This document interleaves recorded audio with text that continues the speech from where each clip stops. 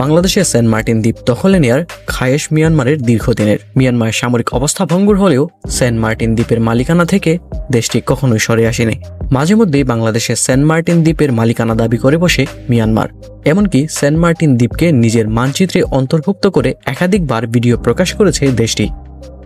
কিন্তু আপনি কি জানেন, মিয়ানমারের ভেতরে ঢুকে মিয়ানমারের সামরিক ঘাঁটি গুড়িয়ে দিয়েছিল বাংলাদেশ সেনাবাহিনী। বাংলাদেশ সেনাবাহিনীর সবথেকে গৌরবোজ্জ্বল ইতিহাস হচ্ছে অপারেশন নাফ। এই দুঃসাহসিক অভিযানে বাংলাদেশের সেনাবাহিনীর দুর্ধর্ষ চৌকস কমান্ডাররা মিয়ানমারের 10 মাইল ভেতরে ঢুকে মিয়ানমারের সামরিক অস্ত্রের গুদাম ধ্বংস করেছিল। প্রতিবেশী কোনো দেশের অভ্যন্তরে ঢুকে হামলার ঘটনা এটাই ছিল বাংলাদেশ সেনাবাহিনীর জন্য প্রথম। সময়টা 1991 সালের 21 ডিসেম্বর। বেগম খালেদা জিয়া তখন বাংলাদেশের প্রধানমন্ত্রী। মিয়ানমার সেনাবাহিনী বাংলাদেশের বিডিআর ক্যাম্পে অতর্কিত হামলা করলে বাংলাদেশের বিডিআরের একজন সদস্য নিহত হয়।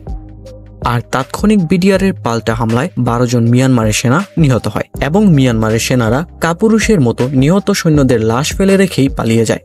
উক্ত ঘটনার পরপরই নড়েচড়ে বসে বাংলাদেশ সরকার। এই ঘটনার পর বাংলাদেশের সাবেক প্রধানমন্ত্রী খালেদা জিয়া মিয়ানমারকে কঠিনভাবে শায়েস্তা করার হুমকি দেন। প্রধানমন্ত্রী খালেদা জিয়া মিয়ানমারের সীমান্তে সেনা মোতায়েনের নির্দেশ দেন। তার নির্দেশনা মোতাবেক বাংলাদেশের সেনাবাহিনী মিয়ানমারের সীমান্তে 82,000 সেনা সমাবেশ এবং ভারী অস্ত্র মোতায়েন করে, যেটি ছিল বাংলাদেশের ইতিহাসে প্রথম কোনো দেশের সীমান্তে এত বেশি সৈন্য মোতায়েন করার ঘটনা। পাল্টা পদক্ষেপ হিসাবে মায়ানমারও 1 লক্ষ সেনা মোতায়েন করে।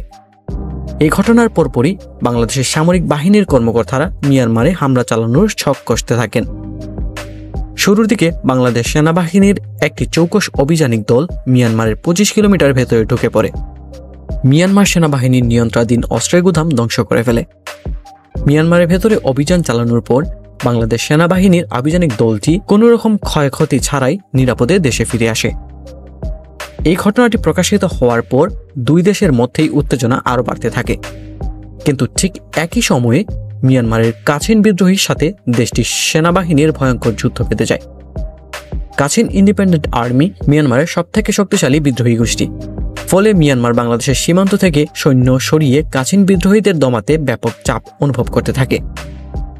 মিয়ানমারের জেনারেলদের আশঙ্কা ছিল, যদি তারা বাংলাদেশের সীমান্ত থেকে সৈন্য সরিয়ে নেয় তাহলে পুরো আরাকান রাজ্য বাংলাদেশ সেনাবাহিনী দখলে নিতে পারে।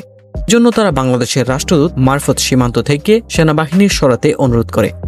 কিন্তু বাংলাদেশ তাদের কথায় কোনো পাত্তাই দেয়নি। এদিকে নিজের দেশে কাচিন বিদ্রোহীদের দ্বারা ভয়ানকভাবে হামলা, অন্যদিকে বাংলাদেশ সীমান্ত থেকে সেনা না সরাতে পারা, উভয় সংকটে পড়ে মিয়ানমার। শেষে চীন সফরে যান মিয়ানমারের প্রেসিডেন্ট। চীনা প্রেসিডেন্টকে অনুরোধ করেন যে বাংলাদেশ যেন তাদের বিশাল বাহিনী এবং ভারী অস্ত্র সরিয়ে নেয়। মিয়ানমার থেকে বাংলাদেশ সেনাবাহিনী না সরালে মিয়ানমার দখল করে নিতে পারে বলে আশঙ্কা। শেষে চীন কয়েকবার অনুরোধের পর প্রায় 93 দিন পরে বাংলাদেশ মিলে সীমান্ত থেকে সেনা সরিয়ে নেয়। এই যুদ্ধ চলাকালীন সময়ে বাংলাদেশের গোয়েন্দা সংস্থা DGFI এর কর্মকর্তা মিয়ানমারের বিদ্রোহী গোষ্ঠীর সাথে যোগাযোগ রক্ষা করেছে বলে অভিযোগ পাওয়া যায়। সেটি যুদ্ধক্ষেত্রে বাংলাদেশকে বাড়তি সুবিধা দিয়েছে।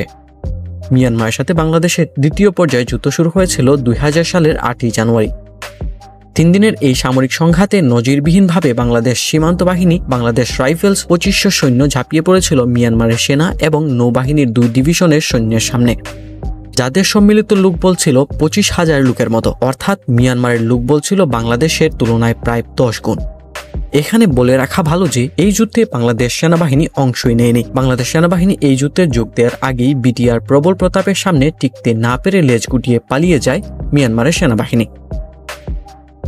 3 দিন ধরে চলা এই যুদ্ধে মিয়ানমারের 600 সৈন্য নিহত হলেও বাংলাদেশের মাত্র 2 জন সৈন্য আহত হয়েছিল।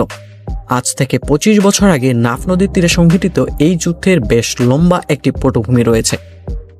1966 সালে সীমান্ত নিষ্পত্তির সময় তৎকালীন পাকিস্তান ও বার্মা সরকার একটি চুক্তিতে উপনীত হয়। এই চুক্তির সিদ্ধান্ত অনুযায়ী নাফ নদীর খাদের মাঝখানের অংশকে 2 দেশের সীমান্ত হিসেবে ঠিক করা হয়। মিয়ানমার অংশে নাফ নদীর 12টি প্রশাখা আছে। চুক্তি অনুযায়ী বার্মা সরকার সেই প্রশাখাগুলোতে এমন কোনো পদক্ষেপ নিতে পারত না যা নাফ নদীর গতিপথে বড়সড় পরিবর্তন আনতে পারে।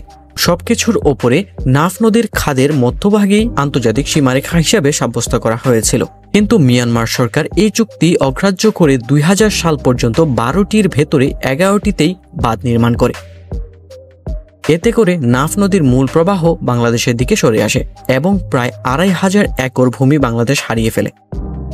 ২০০০ সালে মিয়ানমার সর্বশেষ প্রশাখাগুলোতেও বাঁধ দিতে চাইলে দুটি দেশের সীমান্ত রক্ষীদের মধ্যে বাদানুবাদের সূত্রপাত হয়। এই বাঁধ হয়ে গেলে নাফ নদী বাংলাদেশের অংশে ভাঙনের সৃষ্টি হতো, যা টেকনাফ শহরের অস্তিত্ব বিলীন করে দিতে পারত। ১৯৯৯ সালের শেষ নাগাদ কূটনৈতিক উদ্যোগ ব্যর্থ হলেও শক্তি প্রয়োগের ফলে বাঁধ নির্মাণের উদ্যোগ ব্যর্থ করে দেওয়া ছাড়া আর কোনো উপায় ছিল না। মিয়ানমারের সেনারা আঘাত হানার জন্য প্রস্তুত হয়। এদিকে বিডিআর গোপন সূত্রে খবর পায় মিয়ানমারের এই তৎপরতার তৎকালীন বিডিআর মহাপরিচালক ছিলেন LM ফজলুর রহমান। যুদ্ধ শুরু হয়েছিল জানুয়ারি ৪ তারিখে দুপুর ২:৩০টায়। জেনারেল ফজলুর রহমান সেদিন নিয়মিত পরিদর্শনের অংশ হিসাবে সেদিন দিনাজপুরে অবস্থান করেছিলেন। সেখান থেকে তিনি কোড ওয়ার্ডের মাধ্যমে অপারেশন শুরুর আদেশ দেন। যুদ্ধ শুরু হয়েছিল টেকনাফের ওয়াইকং ইউনিয়নের তোতার দ্বীপ সংলগ্ন স্থানে। সেখানে নাফ নদীর একটি বাঁধের সামনে প্রথম গুলি শুরু করে বিডিআর, অর্থাৎ এটি ছিল প্রথম আক্রমণাত্মক এঙ্গেজমেন্ট। দেশি বিদেশি প্রচার মাধ্যম গুরুত্বের সাথে এই যুদ্ধের খবরাখবর প্রচার করছিল। যুদ্ধ শুরু কিছুক্ষণের মধ্যেই জয় পরাজয় স্পষ্ট হতে থাকে। মিয়ানমারের ভেতরে থাকা বাংলাদেশি গোয়েন্দারা প্রতিপক্ষের প্রচুর ক্ষয়ক্ষতির খবর আনতে লাগলো। এই বিপুল ক্ষয়ক্ষতির পেছনে ছিলেন জেনারেল ফজলুর রহমানের এক অভিনব পরিকল্পনা। তিনি এলিমেন্ট সারপ্রাইজ বা ঝুঁকিপূর্ণ মাইন্ড গেম খেলেছিলেন। নাফ যুদ্ধের সময় সবথেকে বিরল যে কৃতিত্ব বিডিআর অর্জন করেছে তা হচ্ছে শূন্য মৃত্যু হার। ৩ দিন ব্যাপী গুরুতর যুদ্ধে বার্মার ৬ শতাধিক সেনা এবং নাগরিক নিহত হলেও বিডিআরের একজনও প্রাণহানি ঘটেনি। তবে গুলিবদ্ধ হয়ে আহত হওয়ার ঘটনা ঘটেছিল। যে কোনো সামরিক অভিযানের ক্ষেত্রে এটা বিরল এক দৃষ্টান্ত। যুদ্ধে বিজয়ের স্বীকৃতি স্বরূপ তৎকালীন বাংলাদেশের সরকার যুদ্ধে অংশগ্রহণকারী প্রত্যেক সৈন্যকে অপারেশন নাফ নামক একটি বীরত্বসূচক পদক প্রদান করে। ইতিহাসে প্রথমবার বিডিআর সেনাবাহিনীর অংশীদারিত্ব ছাড়াই যুদ্ধে কোনো একক বীরত্ব লাভ করে।